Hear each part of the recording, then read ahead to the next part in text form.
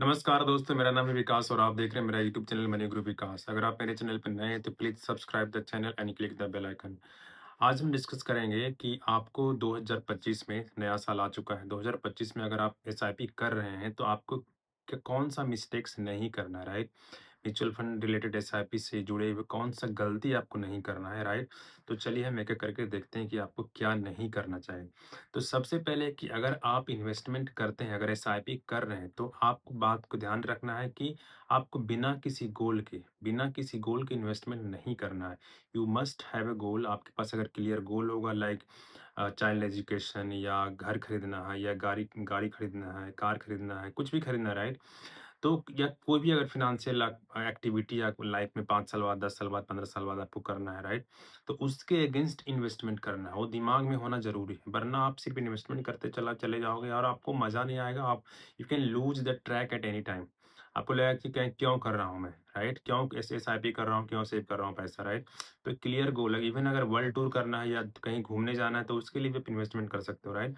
तो एसआईपी अगर आप 2-3 एसआईपी कर रहे हो या एक ही एसआईपी कर रहे हो, तो किस काम के लिए कर रहे हो, एक गोल होना आपके दिमाग में बहुत ज़्यादा ज़रूरी है, राइट?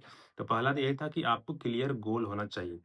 दूसरा जो है कि आपको जो है फंड जो है कोई भी अगर म्यूचुअल फंड अगर सेलेक्ट करते हो, राइट? कोई भी एसआईपी अगर आप सेलेक्ट करते हो, तो आपको बस ब्लाइंडली मत सेलेक्ट करो, किसी ने बता दिया है, कोई अगर नुक्कड़ पे मिल गया, चाय के मतलब कॉर्नर पे मिल गया, तो किसी ने कोई चर्चा कर दिया तो आपने उसे सेलेक्ट कर लिया, राइट? ऐसा नहीं करना है, राइट? आपको जो भी फंड आप खुद से रिसर्च करके आपको उस पे खुद भी जो भी फंड आपको बारे में पता चलता है, आपको पता चलता है, चाहे आप टीवी पे देखते हो या किसी फ्रेंड ने ही आपको बताया है, जो भी फंड बताया है उसके बारे में इवन अगर फाइनेंशियल एडवाइज़र भी आपको बताया है, तब भी आपको पूरा रिसर्च करना है, राइट?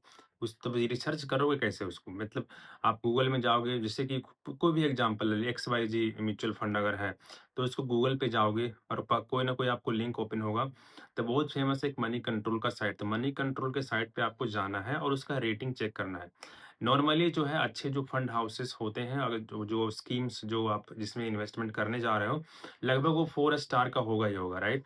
तो 4 स्टार का होना चाहिए वो। उसके बाद वो जो म्यूचुअल फंड स्कीम्स जो आपने पसंद किया है, वो कम से कम 10 साल, 11 साल से वो मतलब मार्केट में रन कर रहा होना चाहिए। ऐसा नहीं कि वो नया-नया फंड 1 साल पहले आया है और 1 साल का परफॉर्मेंस उसका बहुत अच्छा है, तो आपको वो मतलब कोई आपको सेल करना चाह रहा है, चिपकाना चाह रहा है कि ये फंड ले लो, देखो अभी-अभी लॉन्च हुआ था पिछले साल और इसका रिटर्न 50% का है, राइट? तो इस तरह से अट्रैक्ट नहीं होना है।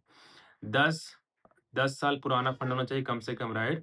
तो मतलब उसमें आप घुस सकते हो। अगर कोई म्यूचुअल फंड जो 12% का अगर मतलब लार्ज कैप में जा रहे हो तो अगर 12-15% का अगर 10 साल में रिटर्न दिया है तो वो अच्छा फंड हुआ। अगर मिड कैप में जा रहे हो अगर उसका सालाना रिटर्न लगभग 15 से 20% के बीच में है तब भी वो अच्छा फंड हुआ, राइट? 10 साल का एवरेज बता रहा हूँ। अगर स्मॉल कैप फंड है तो फिर वही है कि अगर उसका जो है 17 से अगर 20-23% का अगर 20 से 22% का अगर 10 साल का रिटर्न है पिछले स्मॉल कैप म्यूचुअल फंड का, तब वो अच्छा म्यूचुअल फंड है, राइट?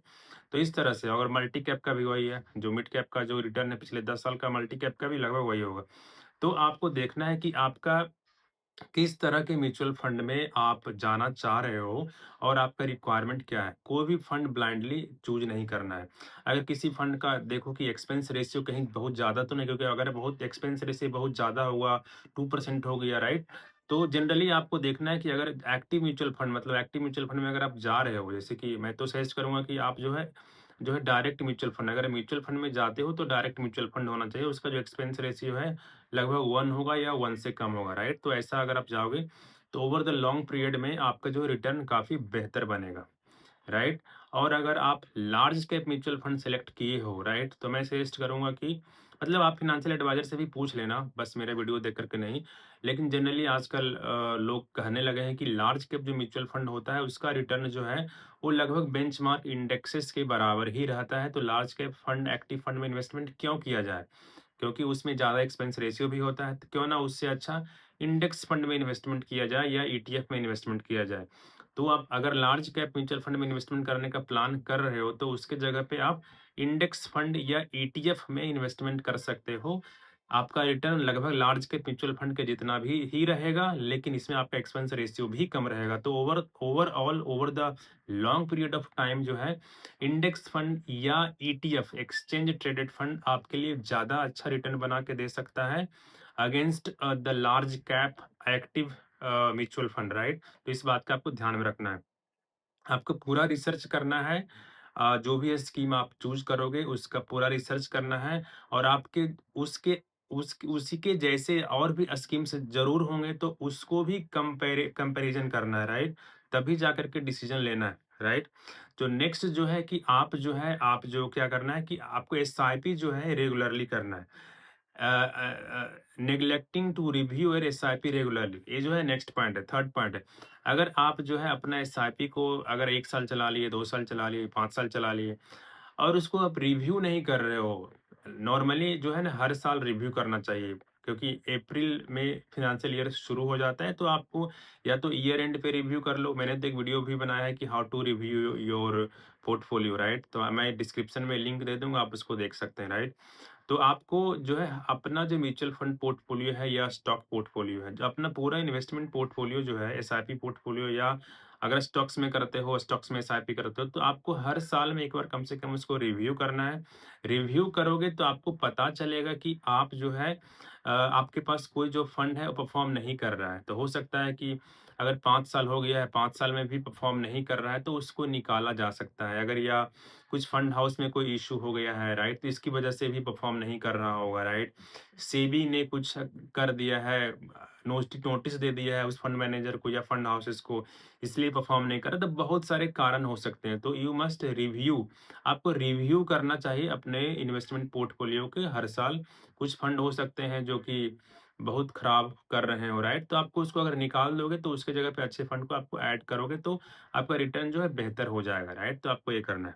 नेक्स्ट जो पॉइंट है आपको जो करना है वो है कि आप जो है मार्केट रिस्क को हमेशा कंसीडर करना चाहिए आपको, क्योंकि मार्केट रिस्क को अगर कंसीडर नहीं करोगे, या आपको अगर किसी ने बता दिया है कि म्यूचुअल फंड में इन्वेस्टमेंट करो, लेकिन आपको पता ही नहीं है कि इसमें मार्केट रिस्क भी होता है, तब वो फिर दिक्कत हो जाएगा। क्योंकि अगर मार्केट रिस्क हो गया, मान लो कि कोरोना की तरह हो गया, या 2008 में जो रिसेशन आया था उसकी तरह से अगर मार्केट क्रैश होने लगा, अचानक आप अपने म्यूचुअल फंड पोर्टफोलियो देखे हो तो 30% डाउन है, 40% डाउन है, राइट?